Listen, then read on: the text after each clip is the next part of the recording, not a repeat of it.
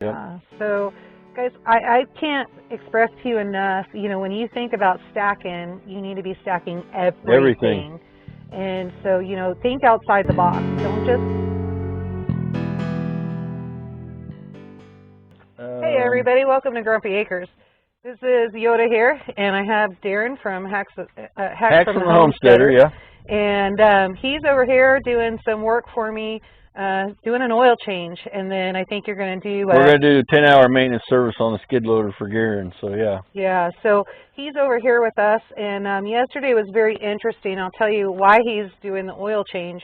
So yesterday I went into the big city, and I knew that I needed to get an oil change, so I started over at Valvoline, and I went to go pull up, and before I could even get in the bay, the guy came out and he says, "What are you needing?" And I said, "I need an oil change."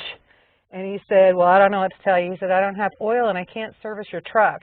So we started talking, and he has turned a lot of people away. And I said, "Well, I'll go over to Jiffy Lube, see if I can get Jiffy Lube to do it." Kind of hate going there because they always try to upsell you, and all I want is an oil change. Yeah. But I went over there anyway, going to suck it up, and got over there. They also did not have the oil and could not service my truck. So I thought, okay, well, I'll try one more. So I went over to another one, same issue. So I called Darren in a panic, and I said, "I don't know what I'm going to do. Everybody's out of 540. And so, a diesel truck, 540 during the winter is usually standard what they put in there.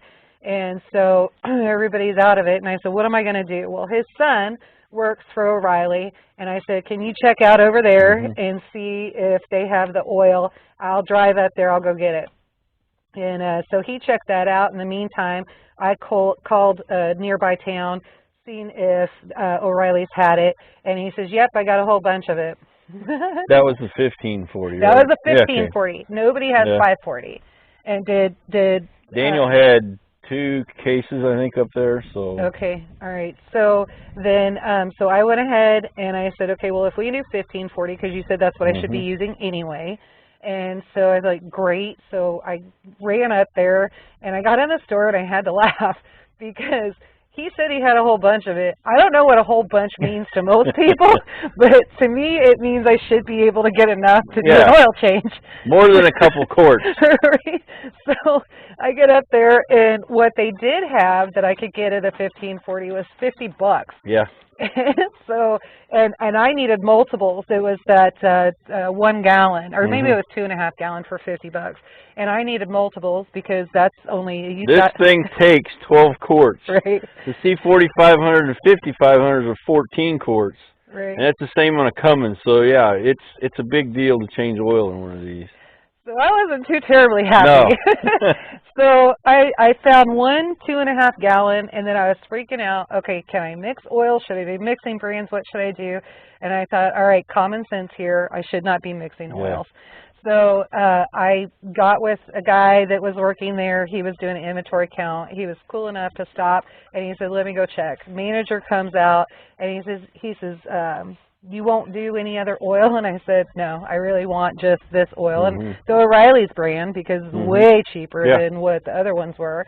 And so they went out, and I got 1 2.5 gallon, and then I ended up getting 5 1 gallons. Now everybody's going, "Wait, that's overload." Well, we keep talking and telling you guys to stack food, flour, seeds, on and on and on. And we've completely missed car parts. We talked about making a list for each individual vehicle of like brake pads and air filters and stuff. But yeah, we missed the oil, and that's going to be an important part of your maintenance schedule. So especially with tractors and trucks. And so then the other issue that we had when I said, okay, I've got enough oil for 3 oil changes, figuring that would get me through. This truck using synthetic, usually I can get 15,000 miles out of it.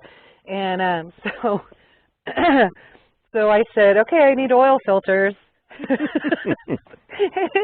The guy goes through and he goes, okay, I've got one at $6.95, and then we jump up to $17.95, and he only has two of those, and then, but I can get super wiping out the chemicals and all this other stuff, and I don't even know what I paid for it. I said, how many of those do you have? And he said, I've got 3. And I said, I'll take them.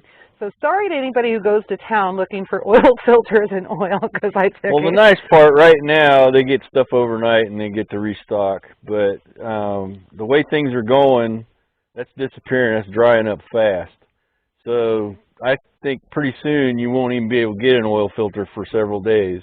Yeah. And you know, running a shop, I can't imagine. I don't work in a shop anymore, but I can't imagine trying to schedule when you can't get parts for several days, because they're going to go somewhere else. And you know, it's going to be hard to make money as a mechanic, even though you know what to do, just because you can't get parts. So yeah. And that's been a big concern. We've even had you do a few other things on here, and we've waited a few days for parts if we could find them. Yeah, we did her air box. She caught it on fire somehow up under the dash, and they got it out. Didn't think there was a big problem, but it burned it enough to where it messed up the air doors inside. So okay, we can go find one, and then we kept looking and looking. They were just unavailable. And only found 2 in our area that were at a junkyard that were compatible. So, yeah, even used parts are getting hard to find. And you say in our area, but you actually had to go to a different state to get that. Yeah, this was in Nebraska. Yep. So, guys, I can't express to you enough, you know, when you think about stacking, you need to be stacking everything.